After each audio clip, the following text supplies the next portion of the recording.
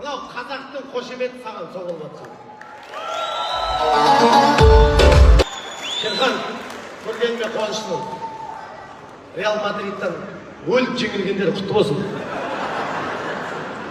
Осы Шерханды Шерхан қылған әуелі Алла, екінші оның анасы. Қандай қиындықтардан сен маман, менің досым Шерхан. Анасына бір шапалақ сұрақ, кеш, ботам айналайын.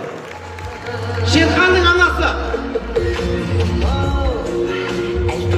Рахмет.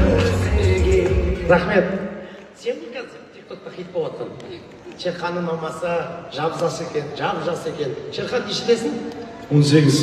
18-дегі балаға әлем қызығып отыр, құрметті ағайындар. Умраға сертификат.